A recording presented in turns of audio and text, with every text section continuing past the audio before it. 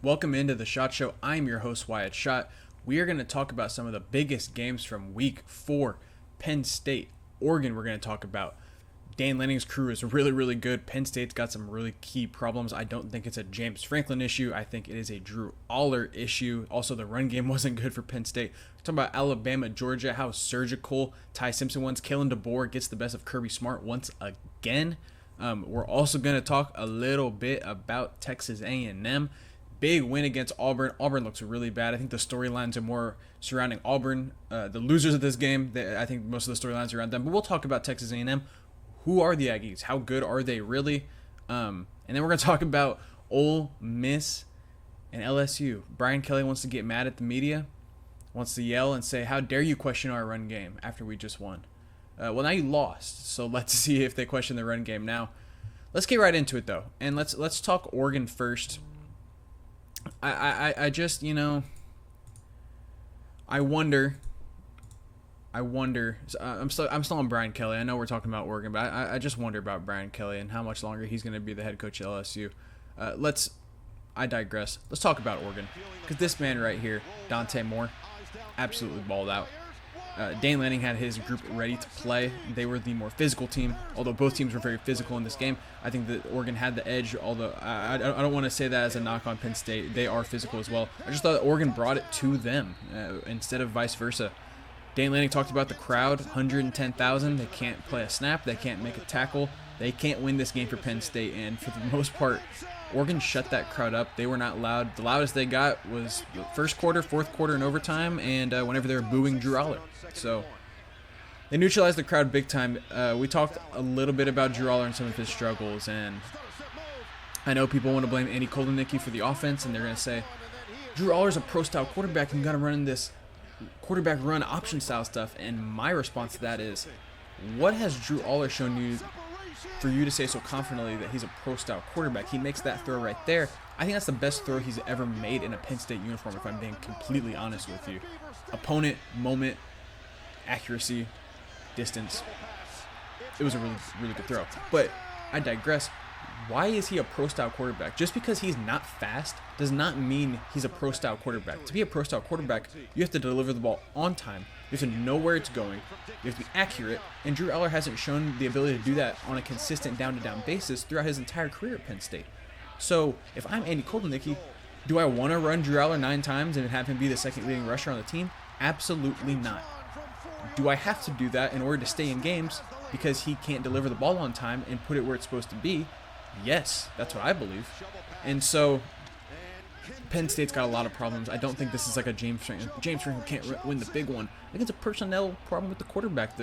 People want to point at the receivers, and how many years in a row are we going to give Drew Aller an excuse, or the Penn State quarterback an excuse for the receivers not performing well? At a certain point, it becomes a quarterback problem rather than a receiver. I like Devontae Ross. I like Jabor Pena.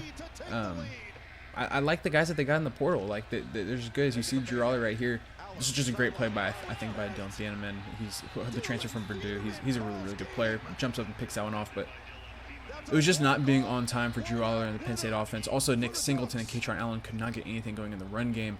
Oregon's defensive line really, really brought it. Mateo Uyunglele, he played really good. Bear Alexander played really good. The kid from Houston, Amari Washington, he played really, really well. Interior defense line of Oregon is special. I think they got some really, really good players in that group. They were able to put it to Penn State.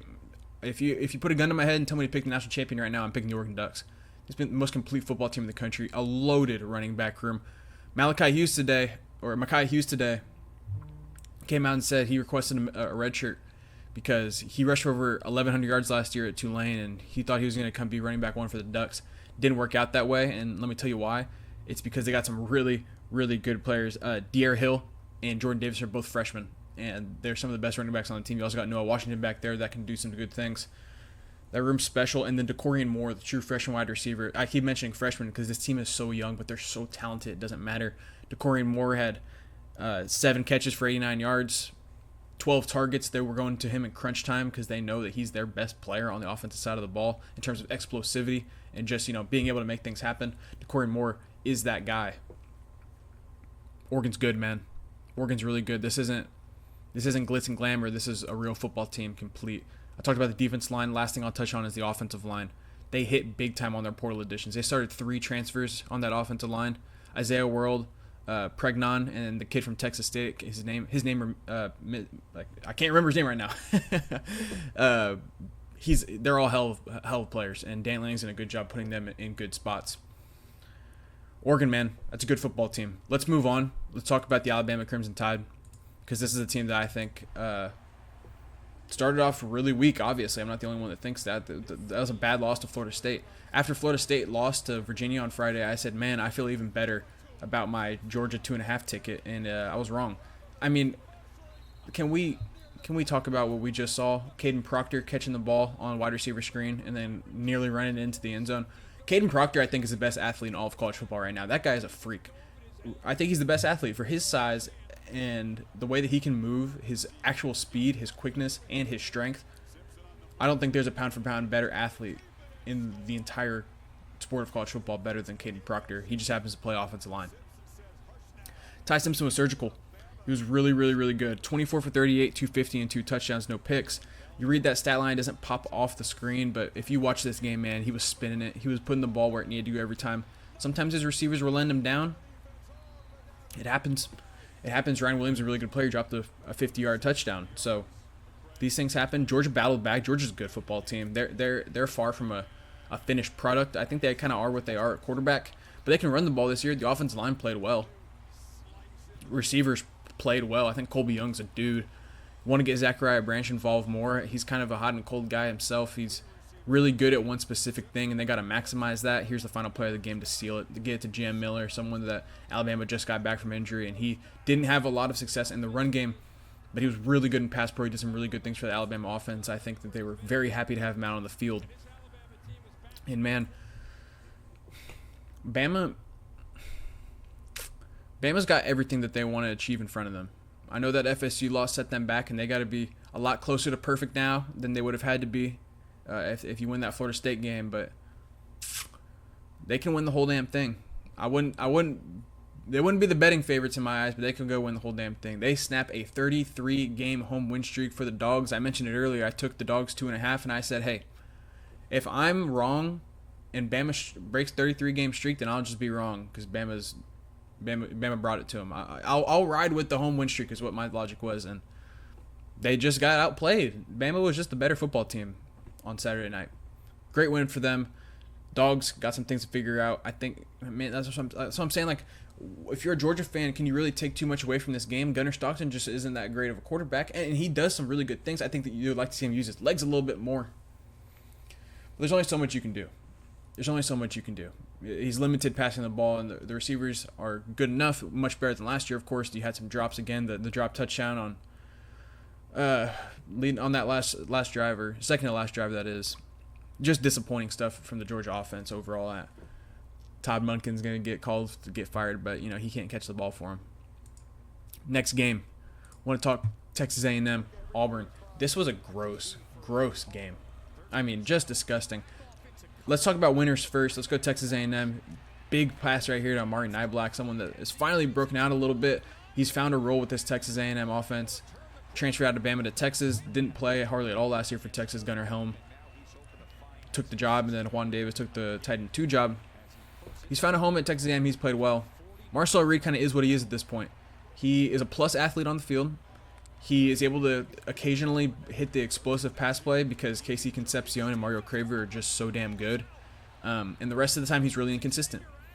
Against Notre Dame, his best game of his career probably, he went 17 for 37. He had more incompletions than he did completions.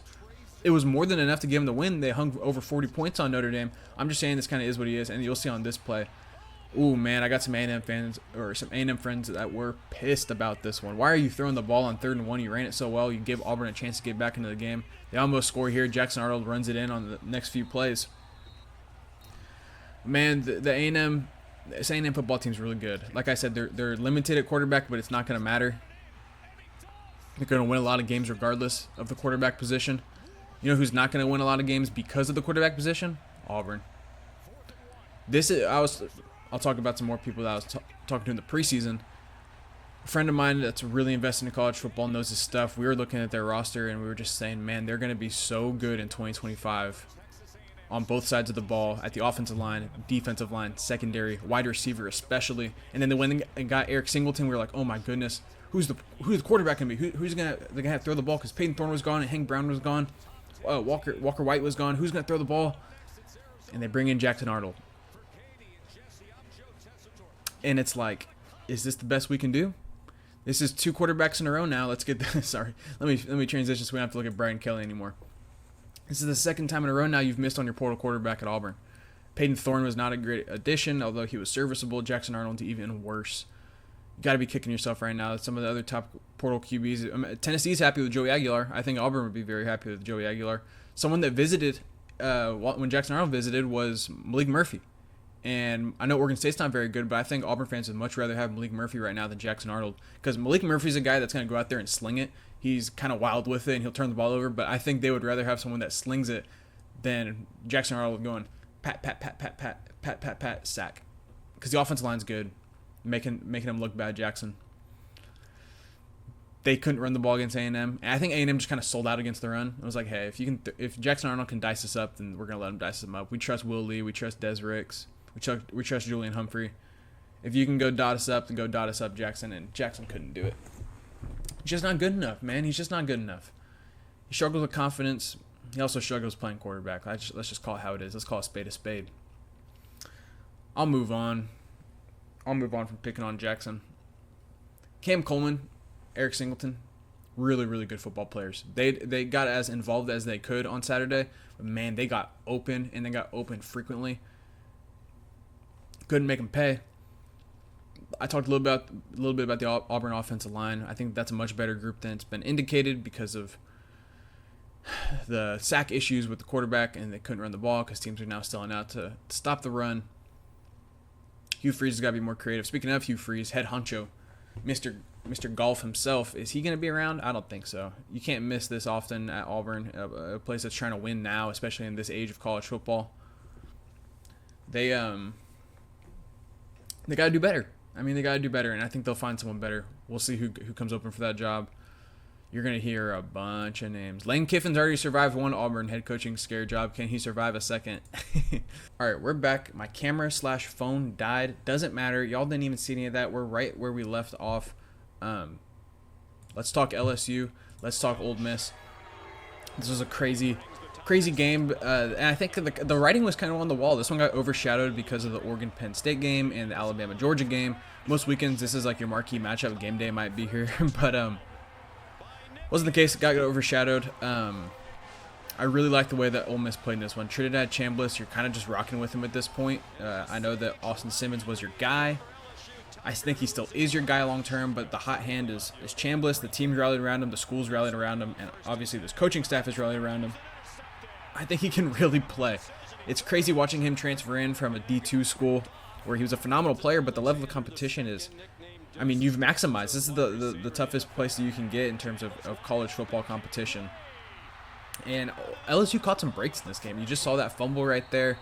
And then before that, the LSU touchdown was a deflection that was caught by Nick Anderson. And even with all that, they still couldn't find a way to win.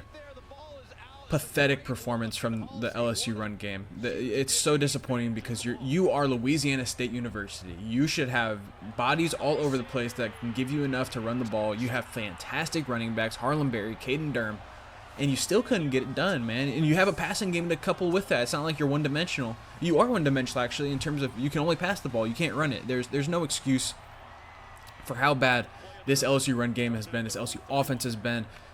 You put up a stinker against Louisiana Tech, and now that's something I'm highlighting now is like, I know I'm actually really high on Louisiana Tech. I think they have one of the best defenses in all of the G5, if not the best. But it doesn't matter, man. You're at LSU. You should be able to run these people over. As a Texas fan, I feel the same frustration watching them struggle against UTEP and against San Jose. And so you just have to perform. You have to play better. Let's get this Oregon highlights off the screen because we're talking LSU here. But man, dude. It's bad. It's really bad. Brian Kelly's in a bad spot. If they can't figure this thing out, and if they tilt and they go like 8-4, God forbid, Brian Kelly's out of there. And this is an intriguing job. We talked about Lane Kiffin earlier around the Auburn job. damn right his name would be thrown around, the LSU football job. He's Lane Kiffin. He's not going to be able to shy away from it no matter how hard he tries, which he probably won't try to do, knowing Lane. Man, LSU's got figured out. Ole Miss is good. They're not that good. I think that this is an overinflation of how good Ole Miss is because we saw them get the big win against LSU. I just don't think the LSU's that good. Everything will settle out. We'll see. I think Ole Miss is a top 15 level team. I don't think they're a top 10 level team, much less a top 5 where they're ranked now. We'll see.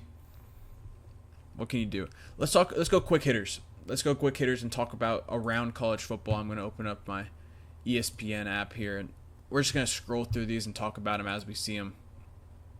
Virginia, Florida State was obviously a huge one. Really, really sloppy game from Florida State all around. Multiple turnovers, 2 interceptions, 1 forced fumble. Chandler Morris is the turnover machine. I watched him a lot here at UNT last year. But it doesn't matter. He just finds a way. He just finds a way to win games. He passes for a lot of yards. He's a dynamic passer, but he loves to turn the ball over and put it in harm's way. Florida State was obviously the better team. They got off to a terrible start, and then they just let Virginia hang around, took this thing to overtime. Deuce Robinson had a fantastic game. It'll be overshadowed by the drop that he had in the end zone, but Florida State can bounce back. They can beat Miami this week. I think it's possible, although Miami's a very good football team. Florida's kind of in that wounded animal mode, as people talk about, with their backs up against the wall, have to win it type situation. We'll see what Florida State fields against Miami. It could have been a look-ahead spot as well. Ohio State takes down Washington. Washington's, in my opinion, a really good team and a sleeper to compete in the Big Ten this year, still with the loss to Ohio State. Damon Williams is one of the most explosive, dynamic quarterbacks in all of college football. He is literally a light version of Kyler Murray. He runs faster than Johnny. He's more accurate than Johnny Manziel. He's not as fast as Kyler, and he's not as accurate as Kyler, but he is a dynamic just the same. Bo Jackson, the true freshman running back for Ohio State, got the chunk of the carries this game.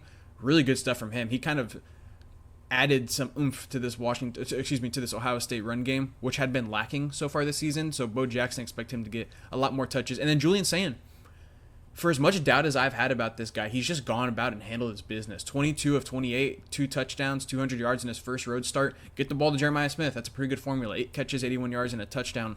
Not much to complain about for that game. They just kind of handled their business. Indiana got scared at Iowa.